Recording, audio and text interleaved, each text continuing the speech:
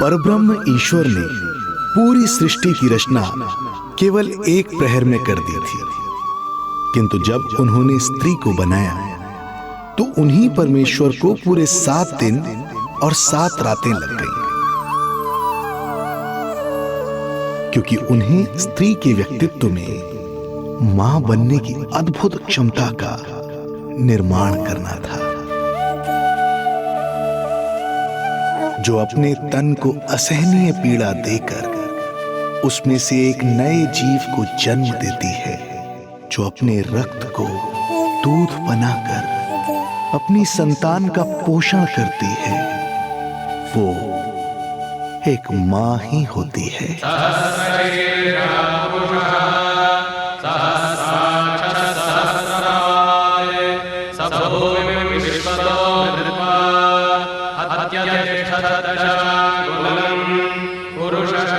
स्वयं भगवान श्री विष्णु भी मां की इस ममता से दूर ना रह पाए, विवश हो गए धरती पर अवतार लेने के लिए।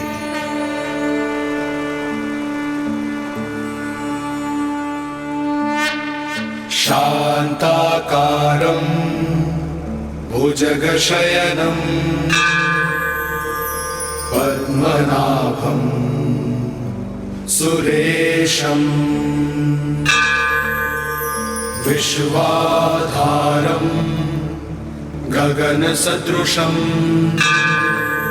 मेघवर्णं शुभांगं लक्ष्मीकान्तं कमलनयनं योगी वीरध्यानगम्यं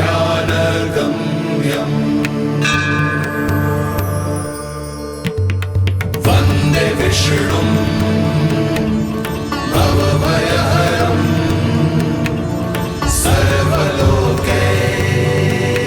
सर्वलोकैकनाथं वन्दे विष्णुं भवभयहरं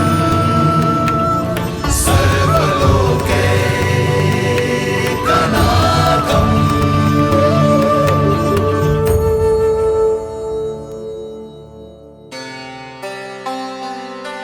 प्रणाम प्रभु। प्रणाम प्रणाम माता।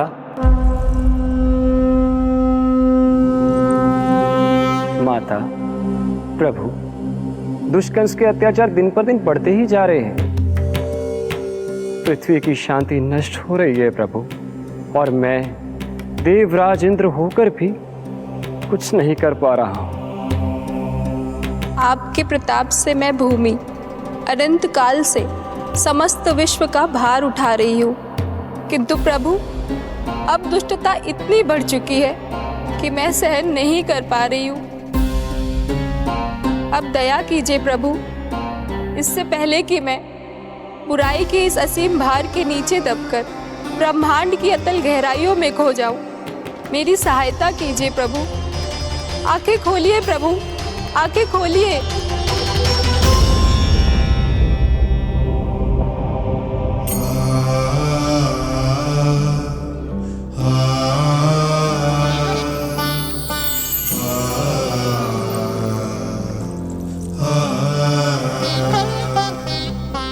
चिंता मत कीजिए, समय की पुकार को अनसुना नहीं करूंगा। मैं आप सबका कष्ट हरूंगा। मैं अवश्य अवतार लूंगा, मैं अवश्य अवतार लूंगा, मैं अवश्य अवतार लूंगा। श्री कृष्ण के रूप में, श्री कृष्ण के रूप में, श्री कृष्ण के रूप में।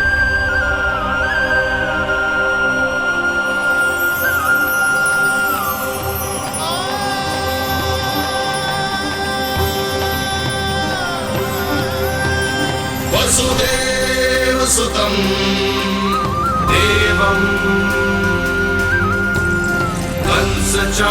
कंसचाणूरमर्दनं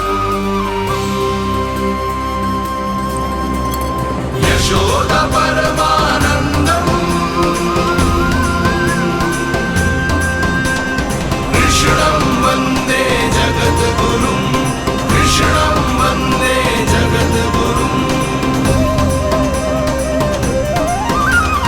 वसुदेव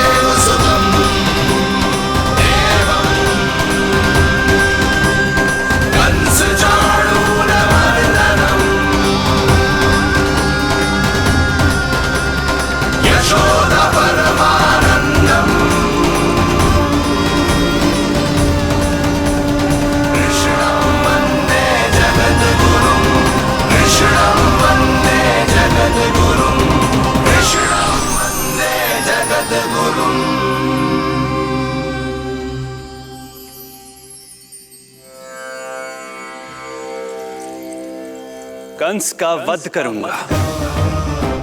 ऐसी परिस्थितियां उत्पन्न करूंगा जिनके कारण इस काल का सबसे बड़ा युद्ध होगा।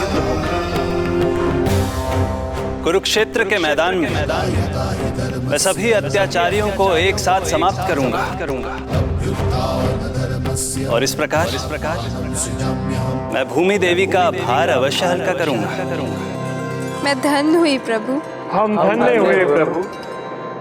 किंतु ये सब मेरे अगले अवतार के प्रमुख कारण नहीं है। तो फिर प्रभु? मेरे अगले अवतार का सर्वप्रथम और सर्व प्रमुख कारण है मां के अलौकिक प्रेम का अनुभव करना।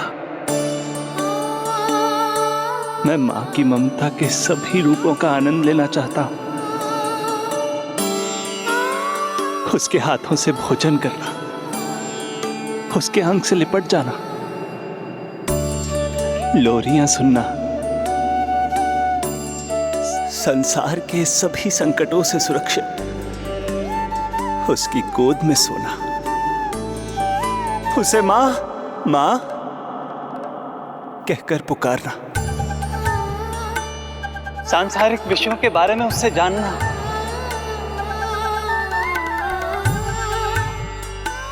और फिर कोई शैतानी कर उसके आगे आगे भागना,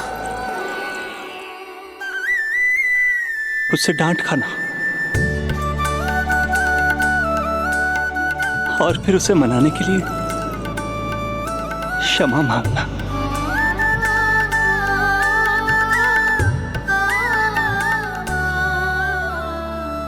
कितना आनंद आएगा जब वो मुझे दंड देने के लिए मेरे पीछे पीछे दौड़ेगी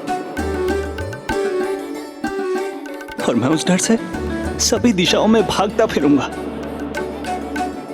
और फिर जब वो थककर हाँफते हाँफते रुक जाएगी तो मैं स्वयं उसके पास जाऊंगा, उसकी ममता भरी गोद में समा जाऊंगा।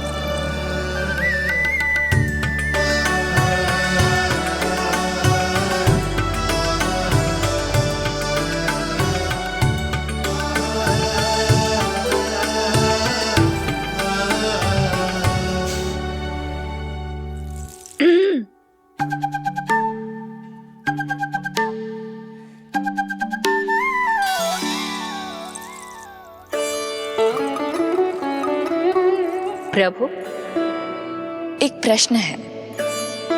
माँ और संतान के अद्भुत रिश्ते के इस आनंद को आप किसके साथ अनुभव करना चाहते हैं?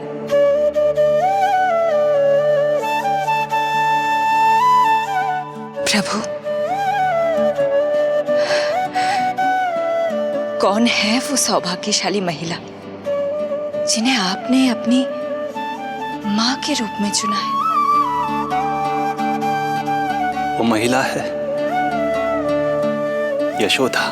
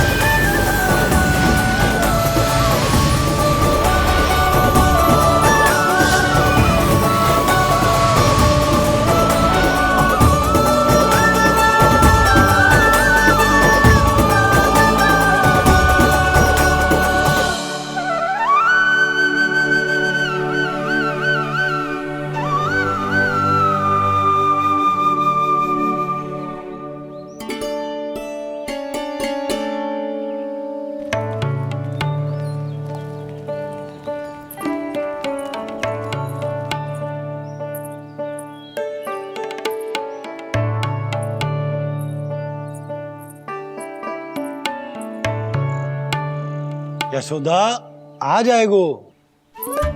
आपके जैसा बड़ा ना है कि रास्ता ढूंढते हुए अपने आप घर लौट आएगो।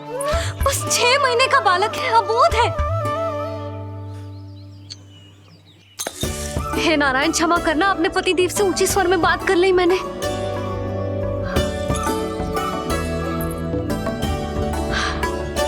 किसी को भी बुद्धि ना है पूरे गोकुल में के नंद जी का बालक खो गयो है, सुबह सुबह घर से भाग गयो है।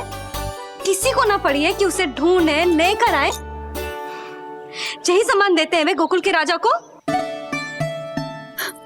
हे भगवान, ना जाने मेरा बच्चा कहाँ होगा, कैसा होगा। कितना समय होगा है, अब तक तो भूख भी लगी आई होगी उसे। आप क्यों रुक गए? आप खाओ। हाँ हाँ, आप खाओ, आनंद से खाओ। आपको तो कुछ चिंता ही ना है। माँ ही तड़पती है अपनी संतान के लिए।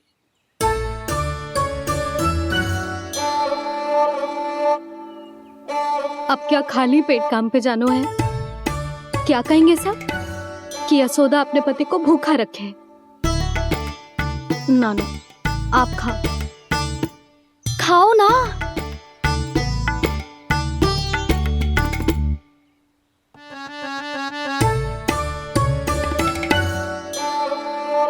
गुड़ के लड्डू कितने पसंद है उसे, कब से बना के रखे हैं।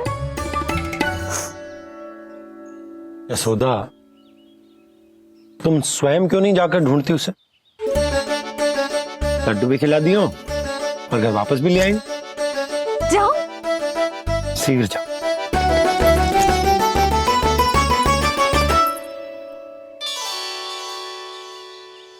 किंतु आप तो खाना खा रहे हो ना पति थे।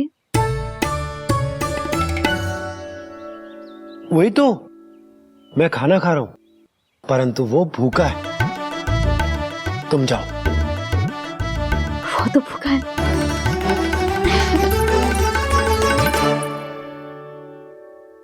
ये बनेगी श्री हरि के अगले अवतार की माँ।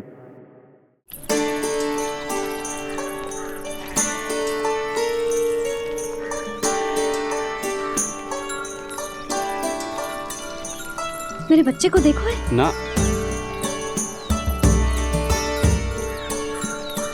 काकी, मेरे बच्चे को देखो है। नहीं नहीं,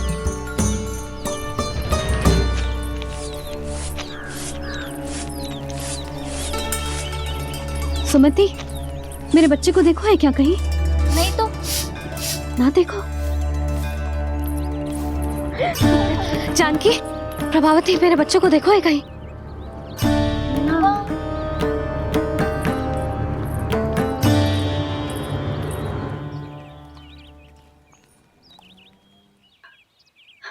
कहाँ है तू? देख, तेरी मैया कितनी चिंतित हो रही है, और तू है कि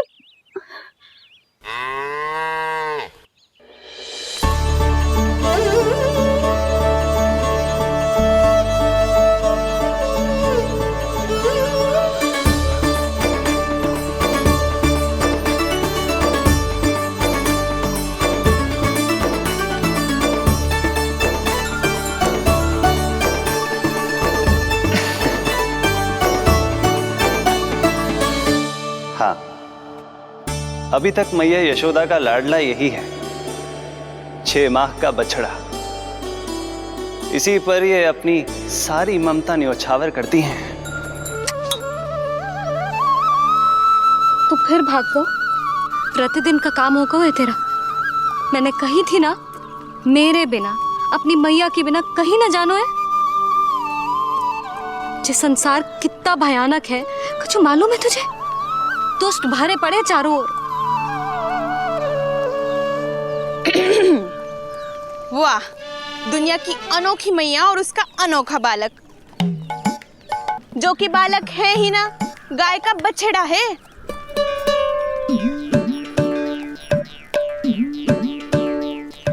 सुलक्षणा, तुम्हारी जे दशा कौन ने की? और कौन ने? जे तुम्हारे सपूत ने कूद फाड़ के मेरे पूरे बगीचे का सत्यानाश कर दो है। मेरा रामू ऐसा कर ही ना सकता। जे क्यों आएगा तुम्हारे बगीचे में? रंग बिरंगे फूलों के लिए। फूलों के लिए? हाँ, जीप लपलपाती है इसकी मेरे फूलों के लिए। सुबह सुबह भाग के आ जाता हो इन्हें खाने के लिए। फूल खाने? सुलक्षणा, तुम्हें कछु वहम हुआ है। जे मेरा रामू है, जे फूल वूल क्यों खाएगो भला? अच्छा, तो फिर आप ही इसका मुंह खोलो और स्वयं देख लियो। हाँ तो ठीक है, असत्य के पैर ना होते जो अभी सिद्ध हो जाए वो। रामू मुंह खोल के दिखा। मैया की कहीं मानते हैं ना, मुंह खोल। रामू सुलक्षणा चाची को दिखा दे कि तूने उनके फूल ना खाए। चल मुंह खोल, मुंह खोल।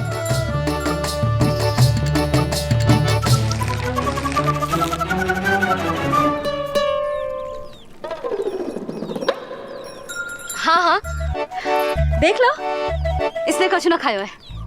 हाँ हम चल रहे हैं। अरे पर मुझे भी तो देख लेने दो। सुलक्षणा, मैं नंद देव की पत्नी हूँ, तुम्हें क्या लगता है मैं असत्य बोलूंगी? ना ना जशोदा जी, लेकिन आप तो सिद्ध करने वाली थी ना। हाँ? हो तो गए हो सिद्ध। चल रामू, देर हो रही। अरे अरे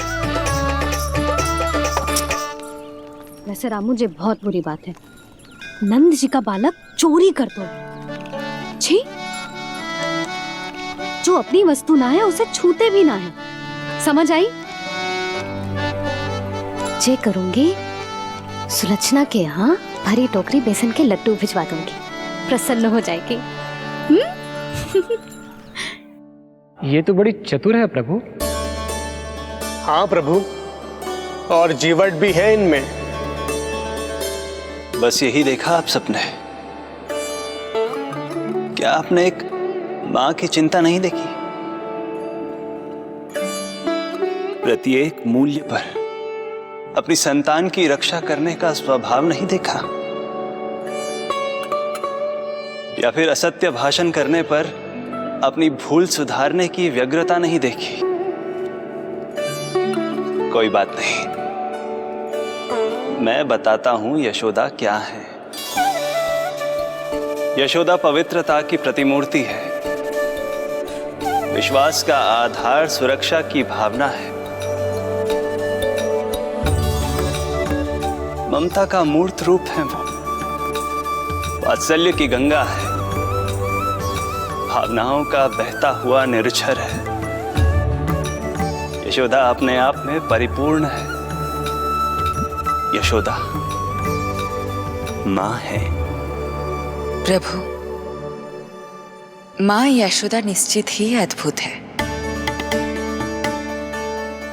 जिनके यहाँ आप पुत्र बनकर जाना चाहते हैं।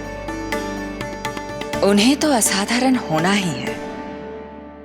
किंतु प्रभु, आपके दिए हुए वचन के अनुसार आपको देवी देवकी का पुत्र बनकर जाना है, तो फिर आप एक ही जन्म में दोनों माताओं के पुत्र कैसे बन सकते हैं? आपका प्रश्न उचित है इंद्रदेव। पूर्व काल में प्रजापति सुतप्पा और उनकी पत्नी प्रश्नी ने मेरी घोर तपस्या की थी। उनके आग्रह करने पर मैंने उन्हें वरदान दिया था कि जब वो देवकी और वसुदेव के रूप में पृथ्वी पर आएंगे, तब मैं उनका अष्टम पुत्र कृष्ण बनकर जन्म लूंगा। पर मैया यशोदा के वात्सल्य प्रेम ने मुझे दुविधा में डाल दिया, क्योंकि वो भी तो पिछले जन्म से ही है ना। पिछले जन्म से?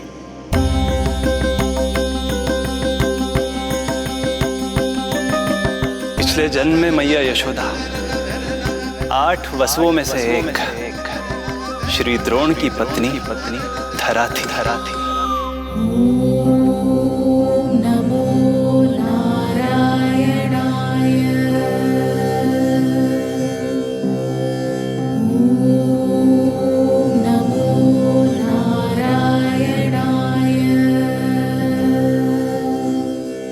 दोनों सहस्त्रों वर्षों तक निरंतर मुझे पुत्र रूप में पाने की मनोकामना के साथ घोर तपस्या करते रहे। अपने तप में वो दोनों इतने लीन थे कि प्रकृति की कोई भी शक्ति उनका ध्यान भंग नहीं कर पाई। किंतु फिर एक दिन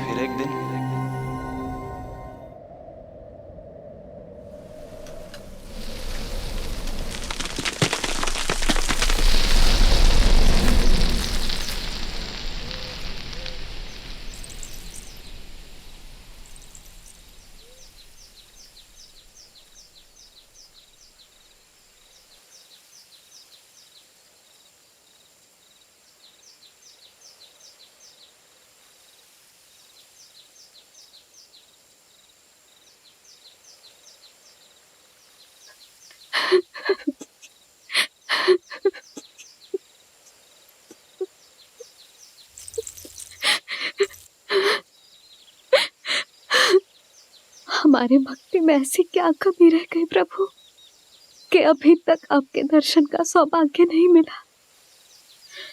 अब तो सैकड़ों वर्ष बीत गए हैं आपका सुमिरन करते हुए।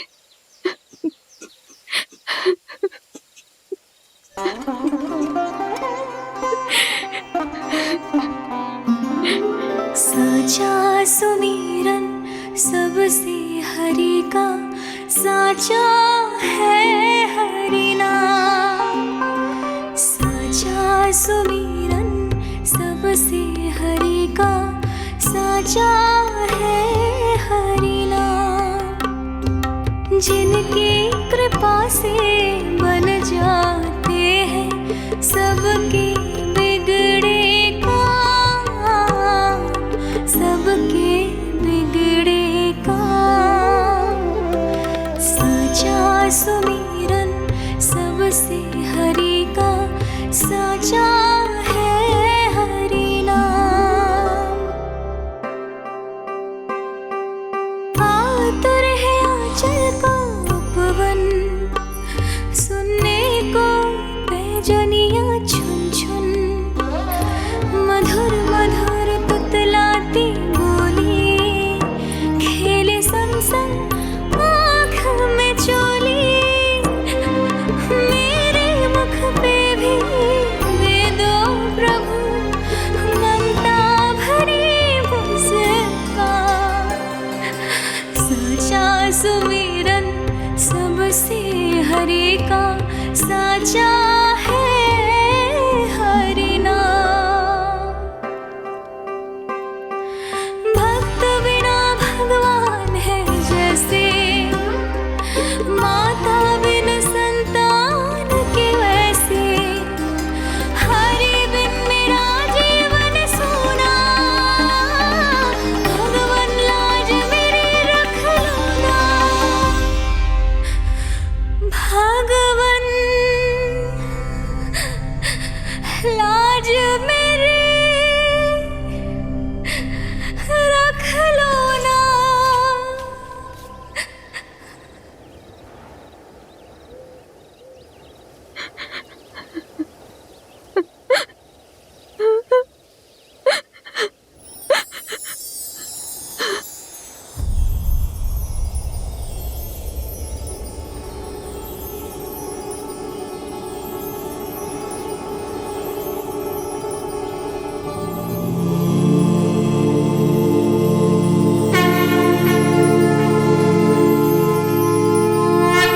सशंख चक्रम सकिरीट कुंडलम सपीत वस्त्रम सरसीरुहे क्षणम।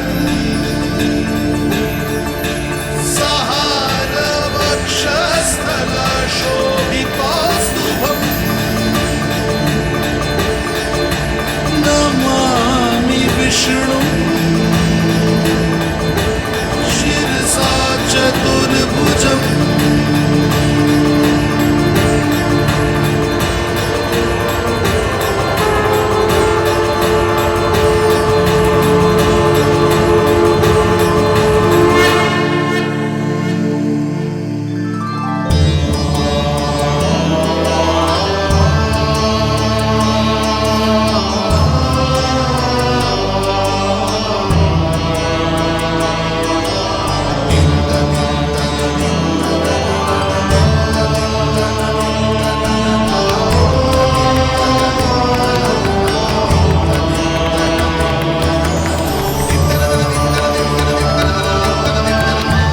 कहिए कहिए, क्या वरदान पाना चाहते हैं आप? प्रभु, हम आपकी सेवा करना चाहते हैं, परंतु भक्त की भांति नहीं, अभी तो माता पिता के समान। आपका एक पुत्र के रूप में पालन पोषण करें। आप हमें माँ पिता के भांति प्रेम दें और हम आप पर अपनी ममता न्योछावर कर सकें। बस इतनी ही इच्छा है प्रभु। आपकी इच्छा पूर्ण होगी। मैं आपकी संतान के रूप में अवश्य आऊंगा, किंतु उसके लिए आपको मेरे अगले अवतार के बाद एक और अवतार की प्रतीक्षा करनी होगी, क्योंकि अगले जन्म के लिए मैं पहले ही ये वरदान माता देवकी को दे चुका हूं। प्रभु, किसी भी जन्म में आपको अपने पुत्र के रूप में पाना मेरा सौभाग्य होगा, किंतु मेरी ममता मेरे वश में नहीं है। प्रभु, आप साक्षात मेरे सामने खड़े हैं, किंतु मेरे नेत्र आपके इस दिव्य चतुर्भुज रूप को नहीं देख पा रहे। इन्हें तो आप अभी से बाल रूप में दिखाई दे रहे हैं। मेरे भीतर उमड़ती ममता की ज्वार का अनुभव कीजिए प्रभु। केवल कल्पना मात्र से मेरा वक्षस्थल दूध से भराया है। ये गोद तरसने लगी है, मन अभी से लोरिया गाने लगा है। मेरे इस अनुरोध को स्वीकार कीजिए प्रभु, कृपा करें। इस मां से और प्रतीक्षा ना करवाए प्रभु, और प्रतीक्षा ना करवाए। उस पल माता धरा की ममता भरी भक्ति और प्रेम भाव को देखकर मेरे मुख से भी वो शब्द निकल ही पड़ा जिसे एक बच्चा पहली बार बोलना सीखता है, मां।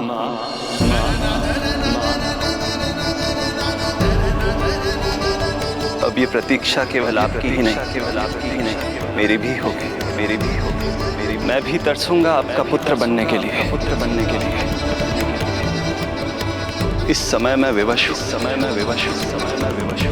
किंतु मैं आपको वचन देता हूँ, मैं आपकी संतान बनकर अवश्य आऊंगा, प्रभु,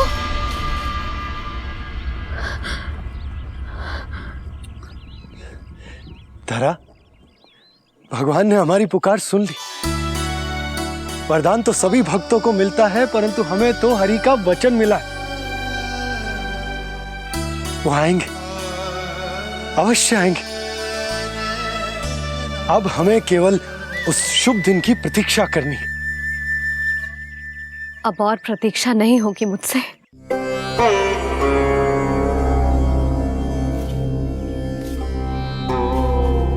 हमने सहस्त्रों वर्षों तक तपस्या की, ये समझ लो कि वो तपस्या अभी शेष नहीं। श्री हरि को अपने सामने देखकर मेरी व्याकुलता का बांध टूट गया है। 2 जन्म बहुत बड़ा समय होता है स्वामी। अपने पुत्र के रूप में हरि को गोद में खिलाने के लिए अब मैं और 2 जन्मों तक प्रतीक्षा नहीं कर सकती।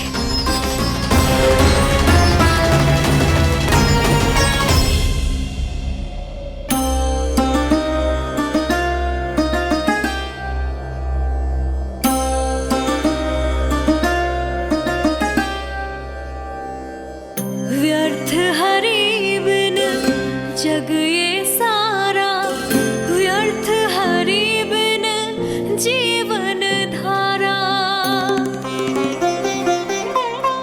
पूजन वंदन व्यर्थ हरि बिन, व्यर्थ धरार जीवन धारा। वरुण देव विनती सुन लीजिए, तन मेरा निर्जल कर दीजिए। हरि के बिन सारा जल तन का सागर सा हो गया है खारा। प्रभु, माता धरा की तपस्या का तेज अत्याधिक है। प्रकृति के पंचतत्व, 5 महाभूत इनकी पुकार सुनने के लिए विवश है।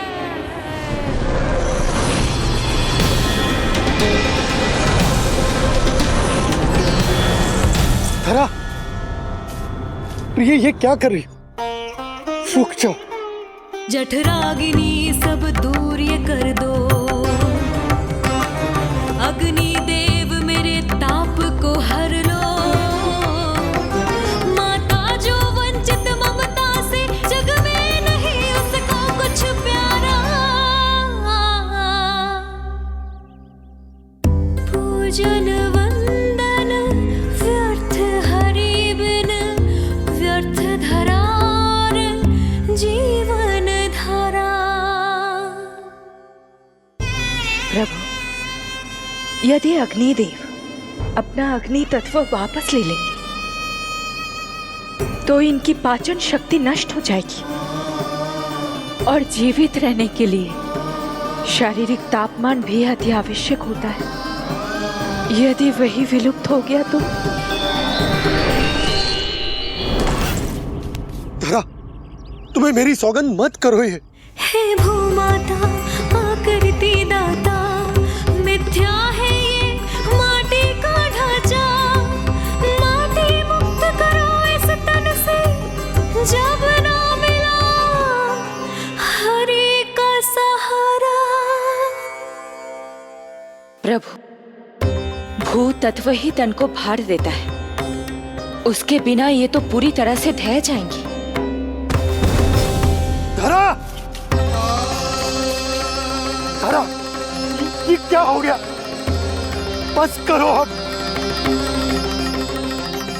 प्रभु, कुछ कीजिए। मैं संसार का संचालक हूं देवी।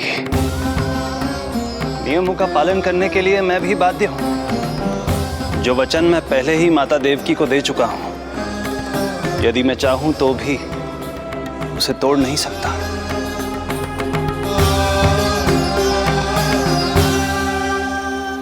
सुख लो आयु सब इस तन की, आस है जो ना शेष है मन की। वायु देव कृपा करो अब ये, रोक दो इन श्वासों की धारा।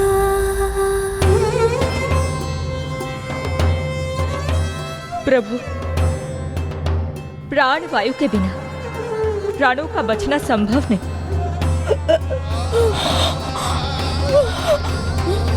धरा,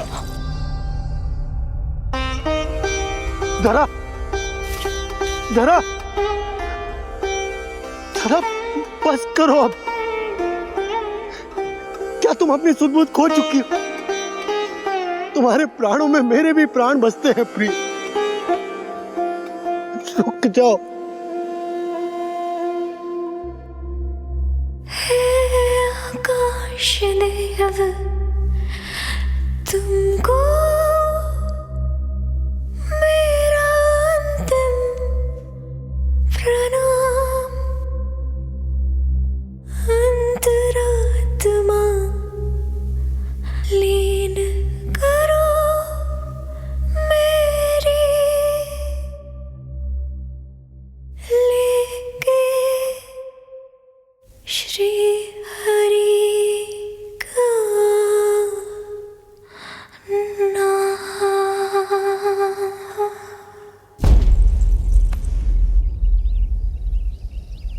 धरा, धरा, धरा, ये क्या कर लिया तुमने? धरा, कोई है, कोई है, सहायता कीजिए। धरा, जल, धरा, तुम चिंता मत करना, मैं यही हूं। मैं 2 क्षण में जल लेकर आता हूं।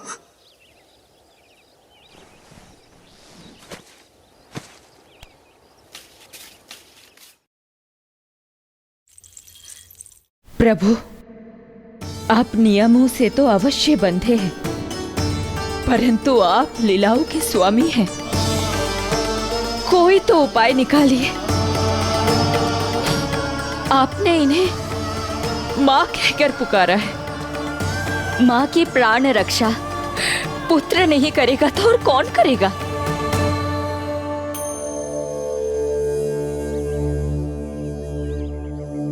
प्रेम ना जिसकी सीमा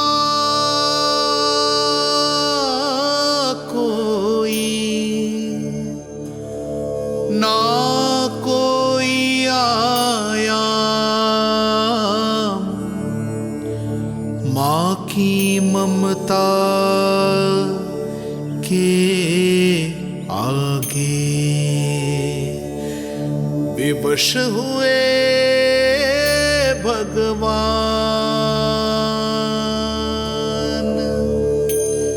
विवश हुए भगवान।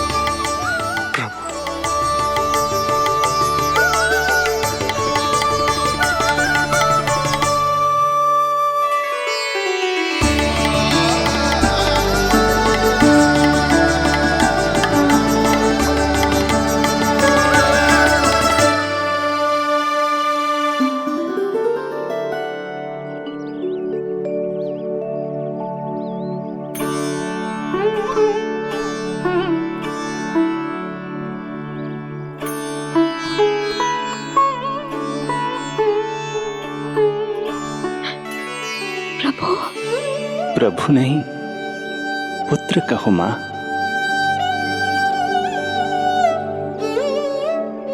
पुत्र, मेरा पुत्र, मेरा पुत्र।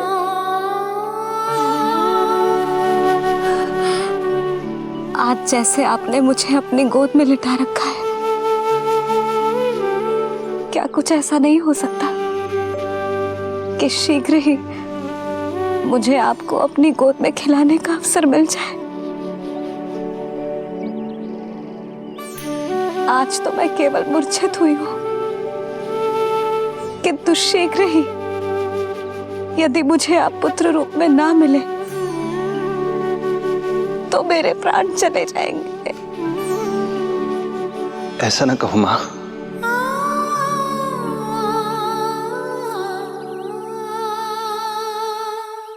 माता देवकी को मैं पहले ही वचन दे चुका हूं, इसलिए विधि के विधान के अनुसार मुझे उन्हीं का पुत्र बनकर जन्म लेना होगा। किंतु आपकी आतुरता का अनुभव करने के बाद अब मैं भी आपका स्नेह पाने से स्वयं को और वंचित नहीं रख सकता। आपने वरदान मांगा था कि आप पुत्र की भांति मेरा पालन पोषण करना चाहती हैं, इसलिए यदि आप उचित समझे तो आप अगले जन्म में ही अपनी इच्छा पूर्ण कर सकती हैं। जिस आयु में संतान को अपनी मां की ममता के आंचल की आवश्यकता सबसे अधिक होती है,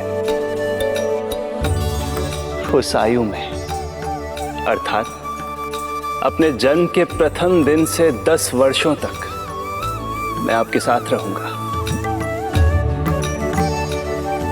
किंतु फिर मुझे अपनी जन्म देने वाली मां माता देवकी के पास लौटना होगा। ऐसा करने से मैं उन्हें दिया वचन भी निभा पाऊंगा और आपकी ममता का सौभाग्य भी प्राप्त कर पाऊंगा। यदि आपको स्वीकार हो तो। स्वीकार है प्रभु, सहर्ष स्वीकार है। एक माँ और पुत्र का नाता केवल उसके कोख से जन्म लेने से ही नहीं बनता, ये नाता तो ममता से बनता है, और मैं अपनी ममता आप पर न्यौछावर करने के लिए आतुर हूं। यशोमती मैया के नंद लाला, यशोमती मैया के नंद लाला, यशोमती मैया के नंद लाला, यशोमती मैया के नंद लाला। तो इस प्रकार परमपिता परमेश्वर श्री हरि विष्णु एक ही जन्म में दो दो माताओं का पुत्र बनने के लिए उत्साहित भी थे और भावुक भी। किंतु जगत माता श्री लक्ष्मी और अन्य सभी देवगण ये जानना चाहते थे कि श्री हरि ये अभूतपूर्व कार्य कैसे करेंगे। भगवान बोले, ये सब संभव होगा उसके कारण जो मेरे अगले जन्म की कथा का मुख्य पात्र है, कंस।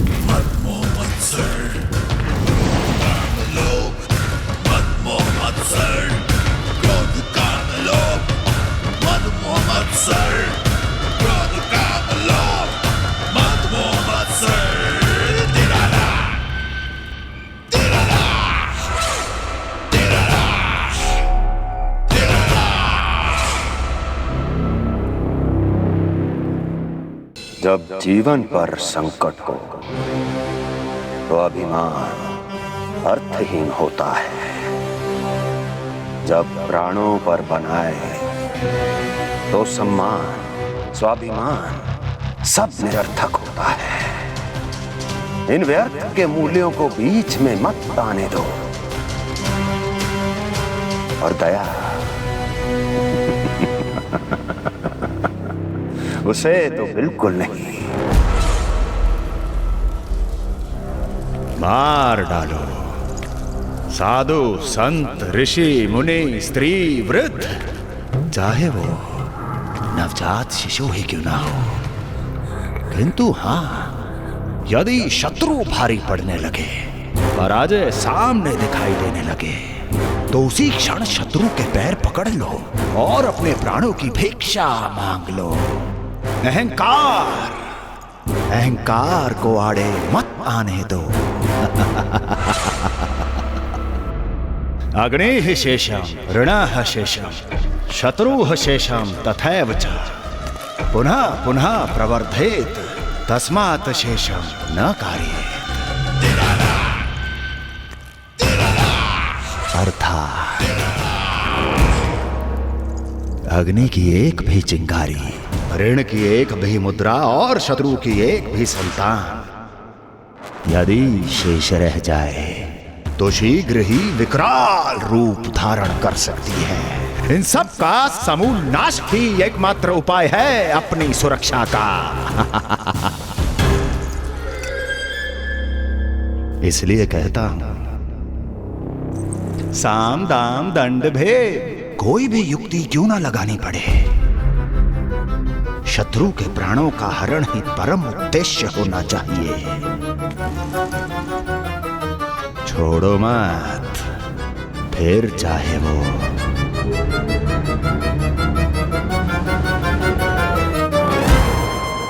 विष्णु ही क्यों ना हो।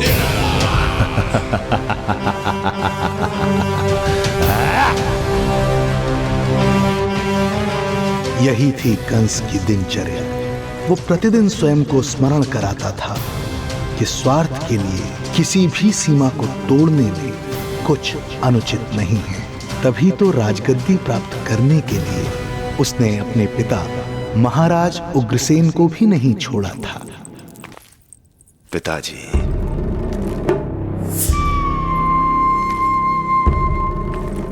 हो सके तो मुझे क्षमा कर दीजिएगा।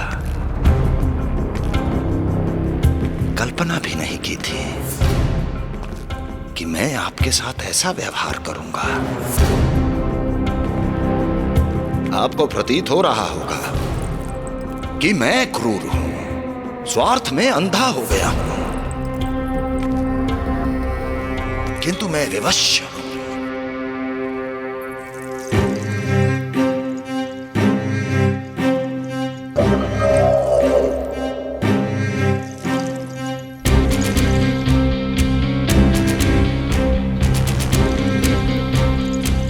आज से सत्ता का ये भार अब मुझे उठाना पड़ेगा पिताजी, क्योंकि आप तो अत्यंत दयावान हैं। अपनी आवश्यकता से अधिक प्रेम आपको अपनी प्रजा से है, किंतु मैं ऐसा नहीं। मैं अपने शत्रुओं का काल हूं। तभी तो मेरे प्रति दुर्भावना रखने वाले मेरे सम्मुख आने से पहले थर थर कांपते हैं। इसलिए मथुरा का राज सिंहासन मेरे साथ अधिक सुरक्षित रहेगा, क्योंकि मैं आपसे अधिक उपयुक्त हूं पिताजी। मेरा विश्वास कीजिए। हृदय पर गोवर्धन पर्वत रखकर मुझे यह निर्णय लेना पड़ रहा है पिताजी।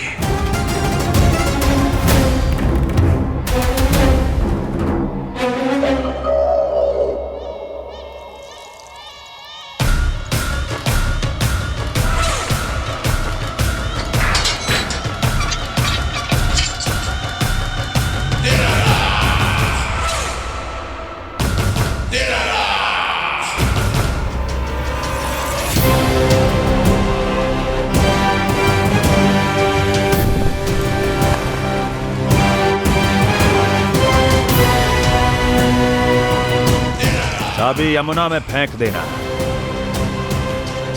कोई कितना भी क्रूर, कठोर राक्षस ही क्यों ना हो, किसी न किसी के लिए उसके हृदय में भी प्रेम उपजता ही है। कंस भी इस नियम का अपवाद नहीं था।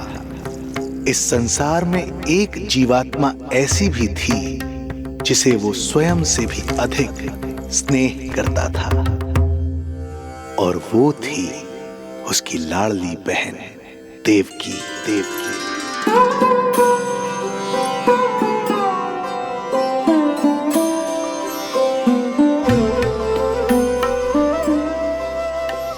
देवकी के लिए कंस एक राजा नहीं, मात्र भाई था, जो अपनी बहन की छोटी सी मुस्कुराहट के लिए आकाश पाताल एक कर सकता था। अत्यंत धूमधाम से उसने अपनी देवकी का विवाह यादवराज वसुदेव के साथ संपन्न करवाया। रुको, रुको।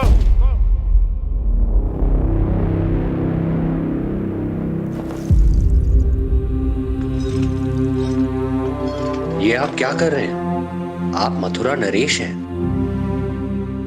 नहीं कुंवर जी, आज मैं मात्र वो भाई हूं जो अपनी प्रिय बहन के साथ बस कुछ क्षण और व्यतीत करना चाहता है। कंस के हृदय में देवकी के लिए उमड़ता प्रेम का सागर तब अचानक सूख गया जब उसने ये आकाशवाणी सुनी। महापापी अत्याचारी कंस,